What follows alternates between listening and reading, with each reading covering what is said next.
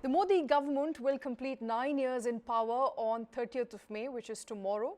Past several years have been eventful. The 9 years have witnessed several landmark events, from demonetization of high-value currency notes to introduction of goods and services tax, and to top it all, a pandemic. On the policy front, the call for Make in India or Make India Self-Reliant, that is Atmanirbhar Bharat, to Stand Up India, Start Up India have been highlights of the last few years. We will be discussing the hits and misses of the Modi government's broader economic parameters, policies that they have rolled out in the last 9 years. Joining me at this point in time is Subhomoy Bhattacharjee. He is a senior journalist. Also with us, Karan Mehrishi, who is an economist. Also joining us on the show will be Sandeep Chhetri. He is the Chief Executive Officer of Trade India. Gentlemen, appreciate you taking time out. Karan, I want to come to the first very important pillar of growth, development, and that is the banking sector. India's banking sector has been one of the biggest beneficiaries, as some would say, under the Modi regime. Banks were NPA saddled when the government came to power. They are much better placed now. In fact, data suggests that NPAs have fallen to a 6-year low of 7.6% as of March 31st, 2022. How do you make of, the Modi government's policies in the banking space? Well, thank you, Shweta, for having me on the show. To talk about the banking sector, I think the system has been well managed by the government so far. In fact, as you were mentioning, the NPA identification and systemic cleanup happened under the Modi administration. Another landmark, of course, has been the Banking Regulation Bill amendment that has brought the cooperative banks under the purview of the RBI. But let me talk about the origin or genesis of these policies. So first, I think the biggest achievement of the Modi administration is its strategic intent and long-term strategy pertaining to both economics and geopolitics. And I think this is very important to understand, Shweta, when we talk about sectors such as banking and manufacturing. India has always been a reluctant power, in my opinion, and has kept its military and economic strategies separate. This has been perhaps the biggest drawback of previous regimes and probably held back India for decades. By uniting India's militaristic and economic strategies, Modi has very astutely brought India at the forefront of global political discourse. So much so that New Delhi recently became the epicenter of geopolitics, as US and Russian foreign ministers met for the first time in India since the Ukraine war began. India is also considered to be perhaps the only country in the world that has the ability to mediate in the ongoing Ukrainian crisis, given its heft in both Moscow and Washington. Through global alliances such as Quad, Modi has also made Indians aware of their country's militaristic might and brought Indians in terms with the reality of their country's actual power. At the same time, if I talk about economics and bringing the banking sector and manufacturing perspective forward, through schemes such as Make in India, production-linked incentive scheme, and defense Karan, I will come to manufacturing in just a bit, because I want to go after all these major pillars of growth and development one after the other. But I want to specifically talk about the banking structure, and also joining us is Subhomoy at this point. Subhomoy, the government has strengthened Insolvency and Bankruptcy Code, which has helped banks recover their debt. NPAs are down. There is a mega merger. We saw 10 state-owned banks in 4 parts. So part of the bigger consolidation plan to strengthen the banking structure in India. As someone who's been tracking this government very, very closely, what do you make of the reforms that we've seen in the banking space? Banking space, okay, let me put it on which way we look at the reforms in the economic space. Basically, what we have seen is that the most difficult reforms have been in the Indian economy. Those are factors, which is land, labor, and capital. So reforms, when you mean bringing a factory into place, making its products go out in the market, that was something that was easier, but that was attempted in the earlier period of reforms, and more or less most of that has been got streamlined. Like, for instance, setting up a railway factory. It's not a complicated thing per se, but changing rules in which a land can be acquired, labor can be used, or capital, as you were talking about the banking sector, how capital is to be deployed. These are very difficult reforms because these have very political implications and they are extremely often, therefore, contested. What has been the Modi government's record in this? Well, it started out with land, and there it really couldn't do much headway. But on capital reforms, it has been an excellent mover. Two things out there. First of all, it has actually recognized that the NPA problem, which is largely with the state-owned banks, will not go away unless some fundamental changes are made. What were those fundamental changes? One was that basically allowing banks to recognize what is a bad loan. That's a very major recovery effect. Second, because second, there was the issue about taking those loans to bankruptcy court. So we didn't have a bankruptcy court, and we set up the Indian bankruptcy code. And these two together, recognizing the loans, despite their political implications as bad loans, and taking those loans for resolution in the bankruptcy court, where the promoters don't get chance to claw back what they have, what they want to keep, has been a very salutary feature. It is this reason why you find that the rates of interest this time in India, the RBI, for instance, has been able to raise only gradually, or rather has been needed to raise only gradually. Because at the first sign of crisis, Indian rates would have to rise very sharply. That has not needed to happen. And why hasn't it needed to happen? Because India has been able to reform its capital market. So this is a solution which has been significantly major, I would say, from the Modi government. And the third thing related to this is the implementation of the goods and services tax bills, because that has changed again the cost of capital. So together, these three things, again, to reiterate, recognizing banking loans when they go bad, introducing a banking resolution, bankruptcy code, and the third, of course, is the introduction of the GST. And as you can see, after 2017, we are now in 2023, and GST has now clearly moved ahead in terms of the collections. You know, that average of 1 lakh, which seemed difficult, has been moved. It moved on to 1 lakh 20, and now we are regularly pushing above 1 lakh 50. That's a very big number. In fact, it's this year we are actually getting 160 and on more. But these are the three very major capital clearance measures, which is actually India's, I would say, in this government, these three are the key reform measures that have made this government stand out. Yes. Okay. I want to move to GST at this point in time, and Rajeev Goyal is also joining us. Rajeev, you know, Subhomoy touched on GST and how GST has been a significant reform in the tax regime. We subsumed as many as 17 large taxes and 13 cesses with GST. It was a historic midnight rollout of GST. How far do you attribute this, because the structural grounds for GST was set way back before Modi regime, and it was finally implemented with a lot of will and courage by the Modi government.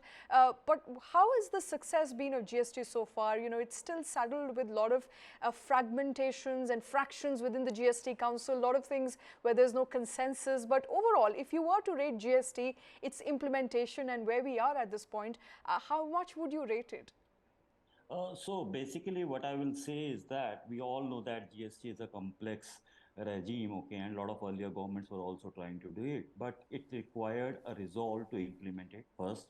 Definitely it was bound that there will be some glitches and there will be some fine tunings required over the years, over the quarters. But as a whole, if we see, this has brought real transparency in the whole system, and we are getting benefits across. You can see the GST collections, they are increasing quarter on quarter. So it actually helping the overall scenario.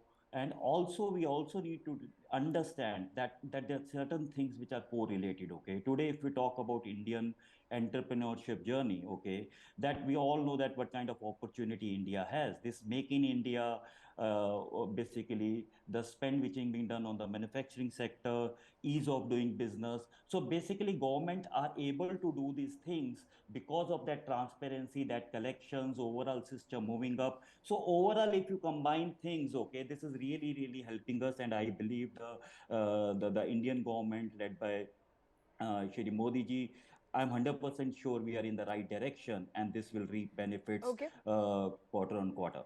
Okay. I also want to touch upon the hits and misses, of course. So it's not an ode to the government. It's not a praise for the government. It is to understand how well we've fared economically and where we can do better. I think, Karan, another important story that is emerging out of this conversation is that of digital India. And perhaps if you can give credit to Modi government for one of his biggest achievements, perhaps would be how he leveraged technology right from elections to transfer of benefit to how UPI is used now on a daily basis, where 90% of the digital transactions are happening through UPI. There is a big digital India story unfolding. Well, the positive side of digitization, Shweta, is already well known, and you're mentioning that very clearly. But I think we have to also understand the negatives that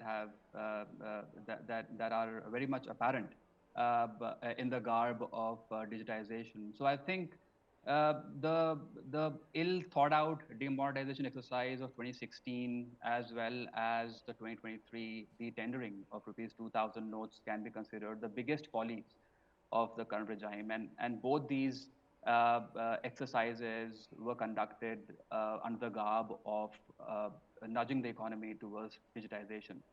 So this has not only made the public wary of high denomination notes, but in my opinion, also created a sense of insecurity among households.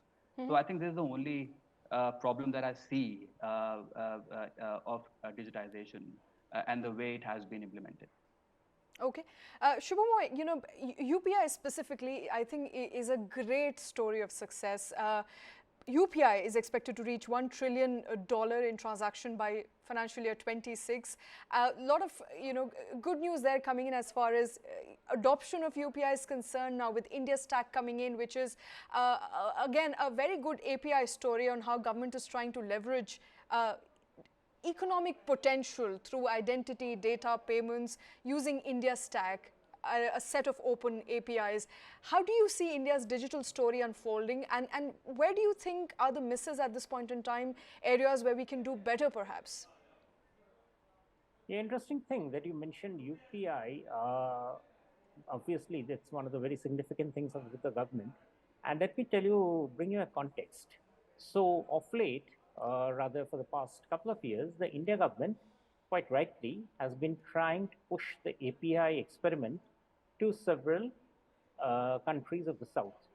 I know this because I've been seeing the discussions, and this has been happening, and I've talked to all the stakeholders. Very interestingly, almost all these countries, and I don't want to get into names, but all these countries, big and small, have been extremely impressed with UPI, the Aadhaar stack, as you said, which is the starting point, and then going on to identity, which is the next level, and then banking transaction, which is the third level. In all these countries have liked it. But at the end of the day, none of these countries want to implement it. Why? Because a fundamental fact of UPI is it cuts down corruption. It is a huge corruption remover in the system.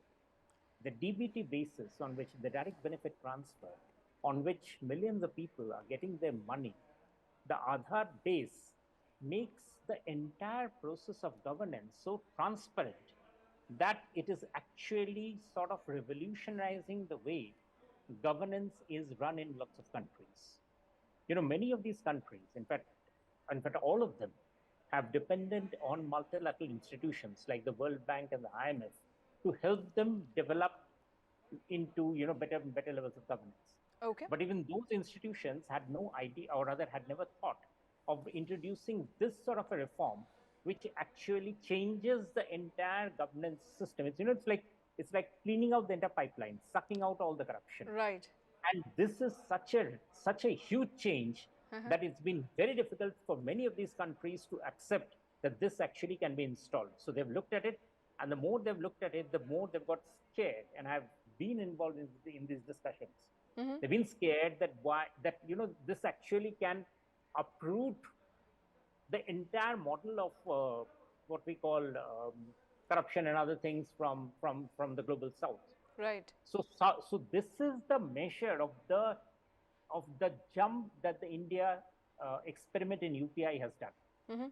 It is something only and not just UPI. Come to think of it, we've also been discussing ONDC in great detail, Subhomoy, the success of ONDC and its ability to scare off big aggregators. And I think I can get in Rajeev at this point in time. ONDC, another interesting platform. Some are calling it e-commerce of UPI-like e-commerce websites. So something that could be as revolutionary as UPI has been, a part of India's Stack program, and perhaps going to change the way services are delivered to people without private entities, reaping huge benefits. Government there trying to introduce a platform that is free, that can be leveraged by small players, independent shopkeepers, and all services, as a matter of fact, from booking a cab to ordering grocery, to having food, to ordering food, all of that will be made possible through ONDC. Yeah. So basically, you need to understand how the things are moving, okay? Say 7-8 years back, we were talking about this revolution in the B2B industry when all the e-com player came, okay? But now we are going one step ahead. You need to understand India being such a large economy, large populated country, to reach out to the masses, you need some government initiative to come into picture. Okay, now e-commerce is not about buying things. E-commerce, as you rightly said, is all about ordering food or anything or whatever. With this ONDC basically platform, you can actually attach everybody, okay, whether it's a small grocery shop or whether it's a small saloon or whatever. So basically you can open your shop on a platform, and it really become easy to reach out to your consumers, and definitely your consumers can latch on to the e-com, I will say, theory or the e-com revolution which is coming around. I'm 100% sure that these steps are needed if we want to really move faster. Digitization will come, we all know that, but the point is, if you want to really move faster, then this has to, because for example Shopify become really in the Western world become really a revolution. So this is kind of another Shopify which can bring every single small or big entrepreneur, or we can say a business owner, come online and reach out to the masses. Okay, and before we move on to our next pillars of development and growth, essentially infrastructure, FDI, manufacturing, let's quickly listen into a bite that's come in this afternoon where Finance Minister Nirmala Sitharaman was talking about 9 years of the Modi government and economic achievements made in this government so far. Say 10 years ago, we were all struggling, saying, how are we going to live with a government which is giving us a news of a corruption every morning? New one every morning. You open up the paper in the morning, you see new corruption charges coming out. Then you open up the papers that year or even before that, saying one party in the coalition is pulling the government in one direction, another party is pulling in another direction. So you gave up. Almost every Indian thought there is no redemptions. There is no redemption at all for India. There is no way in which we can have a good government. This is how it's going to be. So people were disillusioned. They thought if there are countries which had good government, why is it not possible in India? Now, contrast that picture with what we have in the last 9 years. So other than the data which is being put before you, 6 kilometers of road earlier, now we're doing 24 kilometers, whatever data, every data which is being put there is absolutely factual. Multiple times in each one of those categories, we've improved our performance. So, but beyond that, there is something that I want to tell you. mindset has changed. Those governing have changed their mindset. People who voted for such a government see the change in mindset even among our friends and families. Mindset change comes when the government trusts people and when people trust the government in turn. Prime Minister Modi, he'll never do anything wrong. He'll never do anything against the country. He'll always be energetic enough to serve the country. When I said Seva above, that's the point. So if you compare it with the earlier government, you'll know we had no hope. We thought corruption is the only thing in this country will be known for. People left doing business in this country saying, I can't anymore give money to run my business. People left the country and went away. But today, there is a mindset change in India that it is possible to have a government which will be responsive, which will relate to the people, which will do things for people's good. And that's what is Prime Minister Modi's leadership. And that is why even today, compared to very many global leaders, he's more popular in this country than their leaders in their respective countries. All right, that's Finance Minister Nirmala Sitharaman on 9 years of Modi government promising that they have only done good, will only do better in years to come. And interesting promises made, also comparisons made with the last government, primarily focused around news of corruption. This government so far does not have big corruption charges to its name, has done well on various parameters, some of which we've discussed already. I want to discuss another interesting and important parameter, and that is infrastructure. Modi government in the last 9 years has widely focused on roads, railways, airport and infrastructure projects. They've increased in number and sizes. The sentiment is also reflected, in fact, in growing capital expenditure on them over the year, the money that is earmarked in the budget annually. There is a success story around highway construction. There are also several big ticket projects like bullet train that haven't really picked up. On the railways front, the grand plan to introduce 400 semi-high-speed Vande Bharat trains is also interesting to watch out for. Subhomoy, an interesting story unfolding there on infrastructure space. Yeah, sure. I mean, again, to connect with what we were saying earlier, that essentially when you do reforms in the capital sphere, you get that extra money, which then allows you to make these investments. So therefore, these are linked. And that is why you find that, almost as soon as the capital reform started showing results, the India's capital expenditure budget started soaring. So if you look at 2018-19, 19-20, and even through the COVID years, and now, of course, in the last 2 years and this year, it has really moved on considerably. This was also necessary because, as we were saying, when you need to recognize NPA in banks, that means what? You're essentially saying that a lot of projects were not worked out properly. They had financial irregularities, or in any case, they were financially difficult to run. So that meant lots of projects went aground. And that is the story of what happened in early part of this decade, when the investment in engine in India started sputtering. So you had a long period when the investments were not taking off. Capital expenditure was not happening. So they were all connected, but you had to make that reform. Because if it didn't, then you were going to end up making costly expenditure, which wouldn't necessarily give you return. So it's actually a very long process, and I would give the government here credit for having having had the ability to last the course. It's a very difficult thing because you can end up antagonizing so many constituencies when you are doing that sort of stuff. Right.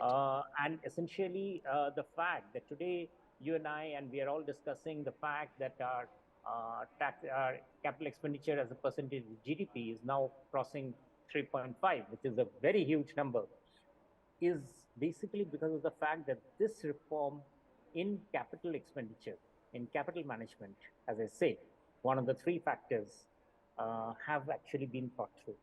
Right. So it is a sequence, it's a chain, and that chain is therefore looking good, which is why now you have that the banks today are now able to move on to raise their credit profile without getting scared that, I have an overhang already. So do I raise the credit or do I take the risk? They have actually they're in a very sweet spot. And that's saying a lot in this world when the entire banking sector is under stress. Yeah. Okay. Let's bring in Karan at this point in time. Karan, you also briefly touched on infrastructure growth, manufacturing, FDI, but on infra particularly, and just today we saw Prime Minister flagging off another Vande Bharat train connecting one region to another. This is, of course, in case of Northeast, the first such Vande Bharat Express that was unveiled in Northeast. But there are grand plans, of course, to connect every remote location in India. There is a growing aviation sector space that we continue to closely track. How would you rate India's growth story? How would you rate India's infrastructure development and this government's particularly infrastructure focus of the last 9 years? Well, Shweta, firstly, I would like to touch upon the fact that I believe that NPA was an ill-timed exercise.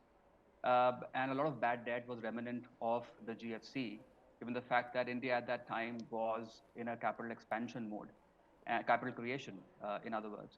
And a lot of corporates had raised cheap money abroad.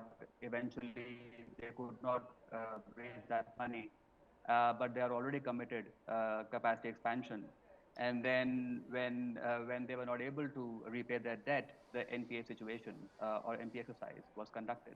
So I think a lot of capital expenditure was slowed down, especially from the private sector, because the NPA exercise was initiated at the time. But coming back to the infrastructure story, I believe it's very, very important for India to achieve its goals. To bring back what I was mentioning earlier, by uniting India's militaristic and economic strategies, the first ever strategy that has ever been initiated in this country's history, Modi administration has very astutely brought India at the forefront of global politics.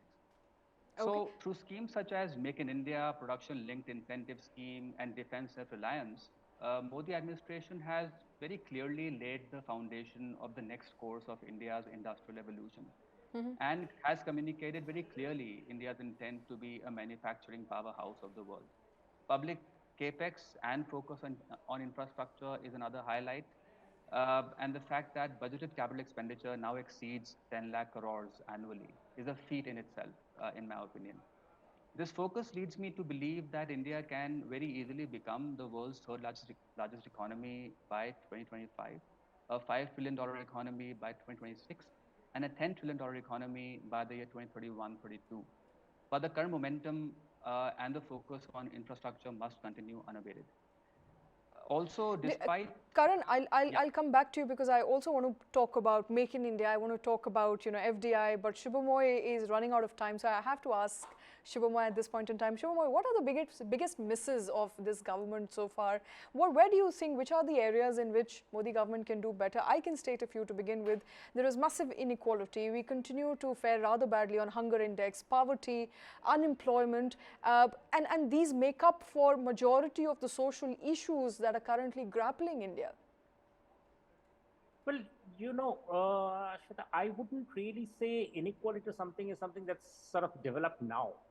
It's been there, and these are some things which are fairly long term. You don't expect a country with a per capita income of 2,200 and 500 to be able to sort these out so suddenly. Like health expenditure, for instance. One of the problems is the health expenditure hasn't gone up. But then if you push it up, and I've written about it extensively, it will simply lead to wastage of that money. Because most of the agencies connected with health do not have the capacity to soak in that money. So it is a sad fact, but it is that both health and education are sectors where it's not just pushing up money that will help. It is about administration. And that is something that the states will have to build up over time.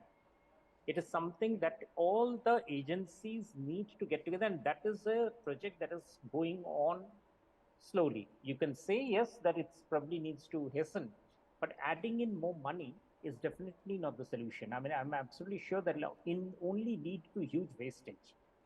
In fact, one area where there has been example of this is the power sector reforms. For 25 years, we've been talking about power sector reforms and bringing down the debt of the discoms. And it's only now, which is not surprising, that those debt has come down to something like less than 75 to 80,000. Okay. It's a huge change.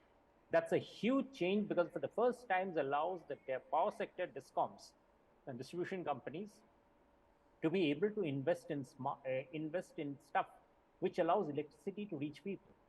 And if I talk of building block of economy for the poorest, electricity today is not a luxury. Electricity is essential for anybody to do anything in this life. Entrepreneurship cannot start off, women cannot, the entire concept of gender equality rests on provision of electricity. You take away electricity and you look at the number of things for which women run into problems. So it is so important, but it took us 25 years to get here. So you can see that these are sectors where both the center and the states have to work together, eschew populism. Saying that I'll give you free electricity when I don't have the money to ensure that I have that electricity comes through, or blame each other for why electricity prices are high, doesn't really help us. So yes, there are problems there. I would say specifically lying at the door of the Modi government, which I would say is still not being done, and it needs to be done, and probably this time they'll not be able to do. The next government will have to pick it up, which is labor reforms. This is something which every successive government has talked about, but has not been able to deliver. Labor reforms is, again, a political hot potato. It creates problems, but that is why you need the big majority to be able to swing it through. Now, if this government itself, with its big majority, can't swing labor reforms, then I'm not sure how far we shall be moving on that. Whereas, if we are trying to say that we want to pull in manufacturing from across the globe, even services sector to expand, we need employment.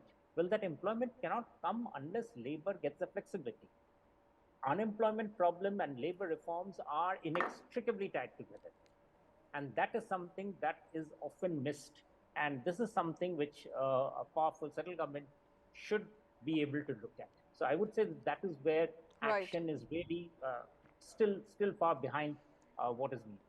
Okay. Okay, that's interesting. Subhomoy, thanks very much for joining us with your inputs. But we will, of course, keep discussing some of the major pillars of growth and progress, and also areas that need more focus and attention. Subhomoy said labor reforms haven't picked up the way the country needed, but I want to quickly first talk about Make in India program, because we're focusing on that pillar in particular here. Make in India program was boosted recently with the announcement of PLI schemes, the performance linked incentive schemes, in more than a dozen manufacturing sectors, especially in electronics and semiconductor chips. Now, from ease of doing business to focus on minimum compliance, liberalization of FDI policy for various sectors of the economy, our government seems to have taken a lot of initiatives and efforts to create a favorable Make in India atmosphere, as well as to create itself as an investment destination, to create India as an investment destination. Rajeev, Make in India, a big thrust for PLI scheme. How far has PLI been successful, and what would you expect its next sort of outshoot to be? So I think Make in India is really making inroads, and definitely I can see the impact of that. We need to understand whenever we want solutions to any problem, there are short-term play and there's a long-term play. Okay, what I have seen with the Modi administration, especially, is that they are playing a long-term play, and when you try to play a long-term play, the benefits are little prolonged, okay, and resistance comes in, okay.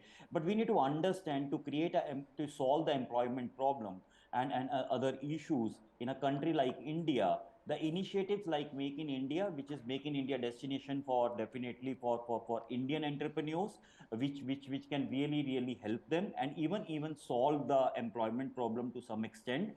And secondly, on the other hand, making India a global destination for manufacturing, that will also help to the bigger players, okay. So both combined, put together, I think the PLI scheme and all those things are really, really helping us in the right direction. We are Okay. moving in the right direction, and we will see we will lot of success in that in the coming times. Okay, but Karan, I want to bring you in here. FDI inflows. If you look at the trajectory that FDI have seen in India, they increased from $45 billion in 2014-15 to $84 billion in 21-22. However, registered a fall and is currently clocking in about $70 billion in 22-23. So while India continues to attract more investment and more money is flowing into the country, this is still lower than what was expected. Well, I think that's a factor of the rising interest rates across the world. And if you look at what the Fed is doing in the US or the ECB, which is Japan, where Bank of Japan is also now increasing interest rates. So I think the FDI story is largely driven by the interest rates that are now rising in most centers of capital. Uh, Also, we have to understand, Shweta, that when we talk about FDI and the PLI scheme, we have to also assess the story of supply chain evolution. Now, the analogy here is that initially the low-cost manufacturing, which India is after at this point in time, was occurring in Japan. Then Japan moved up the value chain. It was taken over by South Korea. Then South Korea moved up the value chain. It was taken over by Taiwan and ASEAN countries. And when they moved up the value chain, China took over. Now, the thing is that India is actually banking on the fact is that China will move up the value chain and India will take over the low cost manufacturing. But in my opinion, India does not have to focus on low cost manufacturing because India is too large an economy to focus on such low cost manufacturing. India should be focusing on high value add, capital intensive, high technology goods and services. And for that to happen, the PLI scheme is too shoddily developed and it is not really giving the right impetus to high value manufacturing. If you compare incentive to incentive with what is being offered by most ASEAN countries such as Vietnam, Philippines, Indonesia, then our PLI scheme is not that attractive if you look at from the perspective of incentive to incentive. So Okay. I think India as a much larger economy and the fact that India's heft is so much in the global economic positioning, India should not only focus on providing incentives, but rather, as I was mentioning, on strategic alliances, which includes militaristic alliances with nations such as the US and the European Union. Okay. And so what is the offshoot of PLI that you're looking at? In terms of? I mean, in terms of, you said India's PLI schemes are not enough when compared to many other developing countries and developing economies. What is the offshoot of PLI you're looking? How do you see it developing, progressing, and getting better in order to attract more sort of more industries, manufacturing high-end value projects as opposed to small manufacturing? So I wrote an article a couple of months ago, Shweta, and in that article I was saying that India must align itself with the US, and it must also recognize the Chinese aggression against Taiwan, which is of course the primary semiconductor manufacturer in the world. So by providing a militaristic assistance to the Taiwanese value chain pertaining to supply chain of semiconductors, India will very much align itself with the larger semiconductor supply chain across the world. So India cannot be a small player in this scenario. India must implement a more strategic focus on being viewed as a much larger and much more important manufacturer, and only then the PLI scheme can be a success. All right. we can go on because the discussion is endless, and I wanted to also briefly touch upon policies in the social sector, specifically with respect to the India's grand vaccine prowess, the research and development, manufacturing and implementation, the Vaccine Maitri initiative that India supplied vaccines to as many as 100 countries under and provided drugs to more than 150 countries during COVID pandemic. And the sort of progress we have seen in the limited 2 to 3 years in vaccine development and showcasing India as a hub for vaccine makers. And Rajeev, I want you to come in here at this point and perhaps I suppose, and this is my personal opinion, but I suppose this is one big win for India as far as putting India on a global map is concerned. The Modi government has successfully done that, especially with the grand vaccine plans. Yeah, so Shweta, you are right. Basically, one is about implementation and second is about the image. Okay, both are two different things. This pandemic, okay, which was definitely a big problem for everybody. But in this time, the kind of swiftness which Modi government has shown and put us on the roadmap. For example, talking to you forget vaccines. You talk about PPE kits. Okay, we were struggling to have PPE kits in India, and today we are one of the largest manufacturers of PPE kits. Similarly, vaccines, right? We create our own vaccine, but now today we are not only self-sufficient for our Indian population, but also we are thought as the largest manufacturer of vaccines. I think this is really a great achievement for all of us, and definitely this has also put us India on the forefronts on the world map. That in this, because here the major issue is not only manufacturing. The major point is not only manufacturing. The point is swiftness and becoming and creating that perception of such large scale in couple of years. Okay, I think that's the credit which is most important. Right. Right, and gentlemen, before I let you go, Karan, to you first. Subhomoy said that one area that remains not untouched, but perhaps where we can do better is labor reforms. What to your mind is the next or should be the next focus area for this government? It has one more year to go, so not a very long time there. But on various parameters that it has not done really well, and I want to talk specifically about income inequality, economic inequality. An Oxfam report which has found that this only deepened after COVID pandemic. As far as hunger is concerned, India ranks 107 out of 121 countries on the global hunger index. So those are two parameters, and to top it all, the unemployment figure, which goes up, goes down, but in the month of March it was at 7.8% as India's labor markets deteriorated.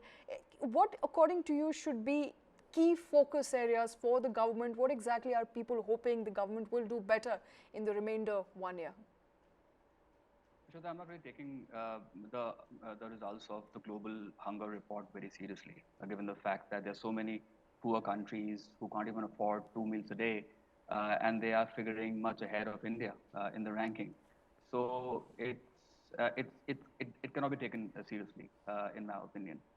But I think the current government must continue to focus on infrastructure push, and I think that must continue. As far as inequality is concerned, yes, we have high inequalities, but I think all countries have inequality, apart from maybe the Scandinavian states, which are very rich as far as the GDPs are concerned and have very low population. And for an unorganized economy like India, where almost 90% of the economy is unorganized, I don't think we have a very dependable metric to measure unemployment levels. So for example, the US targets an unemployment level of 4%, and it's a highly organized economy.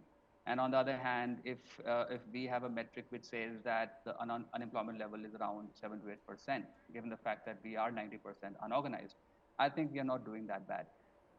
Apart from that, I think despite the COVID and demonetization exercise, India has not only doubled its economy to almost $3.8 trillion, but also doubled its per capita income in purchasing power parity over the last 9 years. And surprisingly, Shweta, macroeconomic stability has been maintained by the government. So core inflation, which I believe is the primary gauge for measuring systemic stability, has averaged just 5.2% in the last in these 9 years. if you compare this with the previous 2 years, just the 2012 and 2013 years under the UPA2 regime, core inflation averaged an astonishing 8.23%. So I think as far as macro management is concerned, I think they're doing a pretty good job. But they must focus on infrastructure, and the public capex must continue unabated. Okay. But Infrastructure. apart from that, Shweta, I think the labor reform issue that was previously being discussed here, I think it's a very tricky issue. So for example, China has reformed its labor laws, but the thing is that China is a communist country and it can do that, and it is only focused on the eastern periphery where Chinese industrialization is found. But India does not operate that way. Okay. So I don't think it's easy for India to reform its labor laws at the same rate at which the Chinese have done. All right. So labor law reforms there, and of course a big push for capex, infrastructure. Those are the calls coming in from Subhomoy as well as Karan. Rajeev, your take? I think I agree with Karan. For example, definitely there are a lot of things to be addressed. Okay, but the Modi government should, I think, continue the push on the infrastructure and the capital expenditure, because economic growth is directly linked to that. And definitely, yes, labor laws is a tricky issue. We need to think over that, but inequality, it's this not that this inequality has come in the last 5 or 6 years. Okay, India is a big country, big populated No, country Mr. of Goyal, history. Okay. it's not whether inequality came in the last 5 years. It's about what government did to make it better. You know, we're not competing on who did worse. We are competing on doing better. Yeah, so basically that's what I'm saying. Basically, because there are a lot of steps are being taken at a macro level, whether it's infrastructure development or a capital expenditure or whatever, and when the result of this will slowly seed in, and when the results seed in, we will start seeing these things also improving. So again, I'm thinking whatever they are doing is that they should keep priority on the economic development with infrastructure push and capital expenditure, and definitely a lot of welfare schemes and everything are there in the picture, but we need to see that how we can bring more benefits into the health and the education. All right, gentlemen, appreciate you both taking time out and joining us on that very important story. And Modi government is all set to complete 9 years. We, of course, are tracking big pillars of growth and development. Lots of hits there, a few misses, one more year to go for government to focus a lot on capital expenditure on infrastructure, and perhaps reform labor laws. That's according to the experts who joined us this afternoon.